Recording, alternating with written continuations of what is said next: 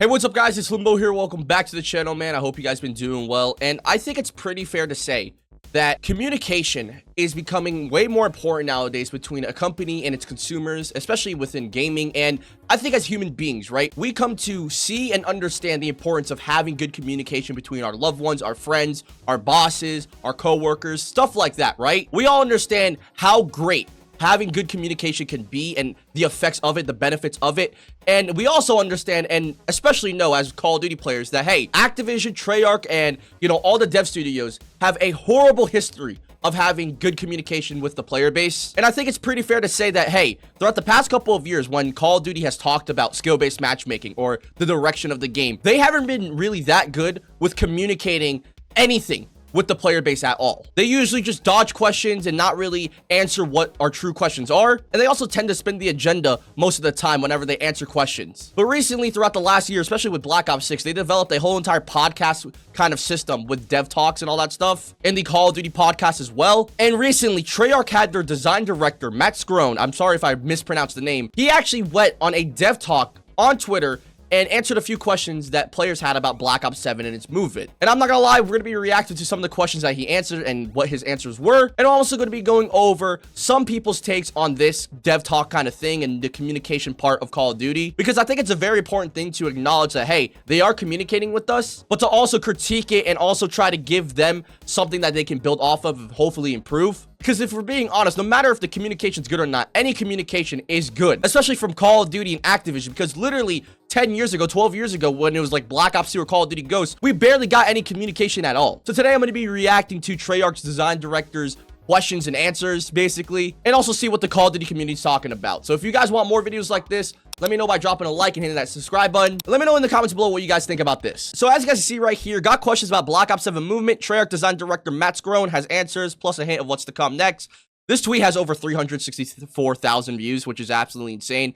And literally, there's a plethora of replies talking about what they think about the answers and all that stuff. So let's get to reacting, shall we? Hopefully this is loud enough. I don't even know if it will be or not. Hey everyone, Matt Scrone's here, design director at Treyarch, and today nice to meet you, Nat. I think he was in the Black Ops 6 trailer. Movement and Black Ops 7 multiplayer. Okay, what was the overall philosophy for movement in Black Ops 7? Let's see what he has to say. So I'd say the overall design philosophy for our core movement in Black Ops 7 was to pull back a little bit. Based off of where we introduced Omni movement last year. That is interesting to see and be said by the design director, right? I don't know. I'm assuming that he also designs the maps and designs everything else, like the aesthetic and all that stuff. But the fact that he's saying that, hey, we did a little bit too much with Omni movement is a good thing to see and hear. But also, you're adding, wall jumping. And apparently you can wall jump 3 times before you get canceled out of it. So I don't know if, do you guys consider that, too much, adding wall jumping to Omni movement when he's literally just saying now that they did too much with regular Omni movement for Black Ops 6? That is insane to hear. Also, we've removed tack sprint by default. Thank you.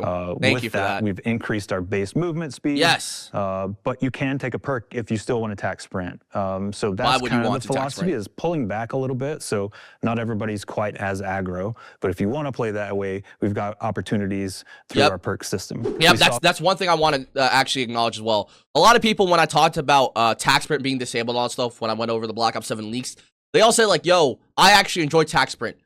Call of Duty Black Ops 7, right? From what we have right now, from the leaks and the things that have been confirmed with the perk systems, all that stuff, and the gameplay movement, it looks like the perk system will allow you to play the style that you want to play, right? And it all depends on if you really want to sacrifice a perk to be able to have tack sprint or play the way you want to play, unless you want to use the meta shit like Ninja, Ghost, etc., etc. Some big movement and jumps in the trailer. What does that mean for gameplay in That's Black a good Ops question. 7? So what you saw there the person that asked it was our kinetic jump. That's specific to our co-op campaign. Those kinetic jump? What? Those are not in Black Ops 7 multiplayer. Okay. What we do have in Black Ops 7 multiplayer is a refined Omni movement with the addition of wall jump. Is there wall running in Black Ops 7? That's the thing. How are you going to say in the first question, right, that you're trying to pull back on Omni movement, but then you add wall jumping? I don't understand the correlation of, oh, we want to pull back what we actually gave out in Black Ops 6 because it was too aggro and too aggressive, for certain people. But now you add wall movement or wall jumping right? Like, does that not feel even more crazier than just having regular Omni movement? I don't know. What about jetpacks? No wall running. We do have wall jump. Yep. I can run up to a wall and I can jump off of it. And there's no jetpacks. The technology isn't quite there yet in 2035, and that's where you are in Black Ops 7 multiplayer. 2035. Can I chain wall jumps? Chain wall jumps. Right now we have it capped at 3 wall jumps. Capped, okay, but for now. To be a little more specific, on that second and third jump, you're going to lose a little bit of momentum. Little so that bit, first okay. one's going to be powerful, and then you'll lose a little bit of momentum on that second and We're going to have to see what little bit actually is like, because we've seen throughout every Call of Duty that has movement from especially post Modern Warfare 2019, that, like, dude, they really tile, or not even tile down, but like they really choose and nitpick on how long a certain animation is, or how much momentum and speed that you lose. So him saying that, yo, for right now within the build of Black Ops 7, that, hey, this is what we have it capped at, and this is how much you're going to lose. I feel like things are going to change within the first couple of patches or big season updates for the movement. Third one. We want to make sure that people honestly aren't ping-ponging around the maps. We do have some really cool opportunities built into our maps, some of which you'll play in the beta. All that said, we're looking forward to getting this out into beta, into your hands, and then hearing your feedback, and then we'll go from there. Our grappling hooks in multiplayer. Grappling hooks are not in Core 66 multiplayer. The team has been having a ton of fun with them in our co-op campaign, and we are exploring ways where they may show up in our 20v20 mode skirmish.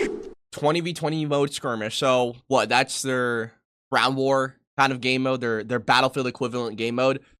I mean, dude, how are you going to implement a grappling hook in only one game mode, you know? And I also think, like, dude, if they're trying to, if their goal with the movement for Black Ops 7 was to push it back and kind of make it less aggressive while also adding wall jumping, I don't know if they could really achieve that goal of making the movement less aggressive if there were to have added a grappling hook mechanic or item within the game that allows us to go crazy, you know? I don't think they're going to add it into regular 6v6 multiplayer, but I also don't see them adding it into 20v20. It's already chaotic in their skirmish mode, right? And 10v10 is always chaotic, so I think it'd be way too much movement, in my opinion. Right. So no double jump in midair? I hope not. No Thank you. Jump.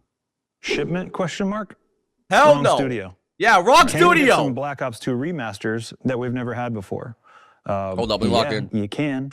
Okay, and that was it for me today, answering some of your questions on Black Ops 7 multiplayer. If you happen to like this, I'll do some more. That's a big part right there. If you happen to like this, do more. The only thing that I'll complain about, not really it's a complaint, is the fact that, like, yo, they kind of, you know, chose random questions towards the end, right? I wanted to see them talk about what their plan is for the anti-cheat and what their plan is for the, you know, after launch content, right? But I would love more dev talks like this, man. More communication equals a more clear-sighted vision that us players can really see and understand.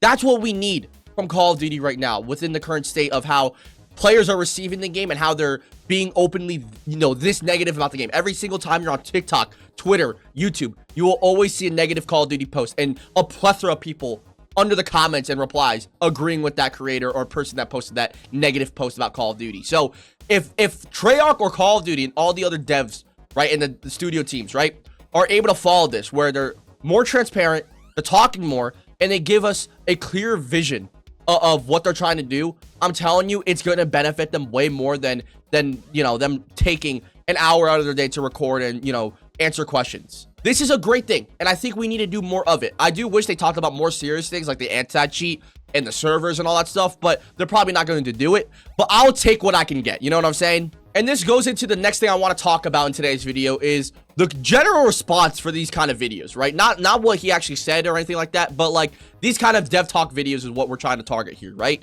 T-Dog Smitty tweeted out this: hot take, dev talk should be a weekly series. I've said this multiple times on the podcast. Don't leave us in the dark. Explain the decisions you make for the game. Keep it up, Treyarch. And I totally agree. The fact that, yo, we have to wait months between each dev talk is insane. I want a dev talk every week, or a podcast episode every week, that answers a lot of people's questions about what's happening with glitches, bugs, and all that stuff, the future of the seasons or the updates and all that stuff.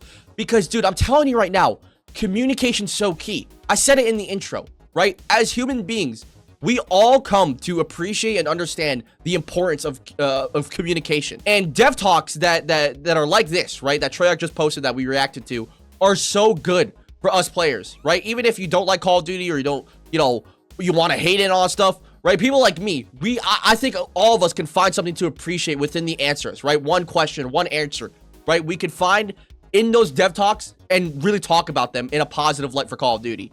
I really want more of this. I really do, because, dude, I just see everybody's perspective of Call of Duty becoming better if Call of Duty themselves and the studios were more honest and transparent, right? And they just gave us more information and more behind the scenes. Because I think for the last couple of years, it feels like they know that they have the entire community in a chokehold every single year when it comes to late fall, right? And they just know, like, yo, we could post whatever the fuck we want, fucking upload it for $70, and they'll pay us. You know what I'm saying? But I think now more than ever, with the fact that Call of Duty is having so much competition with NBA 2K26 this year and other games, right?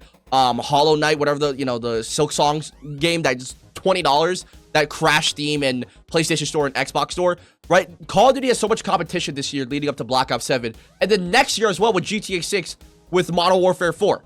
So if they're able to really tap into the community and do what's right consistently without switching up and sticking to their word, I really truly feel like the community will have a change of heart. Obviously, we shouldn't right now, but still, I think more dev talks is what is needed for Call of Duty right now. More transparency, more honesty, more communication is what's needed, man. But I'm ending off the video here. If you guys enjoyed, drop a like and hit that subscribe button. Let me know what you guys think of these dev talk and my reaction to it. I would love to hear it. And yeah, I'm still not going to be pre-ordering or buying Black Ops 7. I'm only going to be playing it for like a month or two with Game Pass, and I'm canceling my subscription. So yeah, I'm out this bitch though. Peace.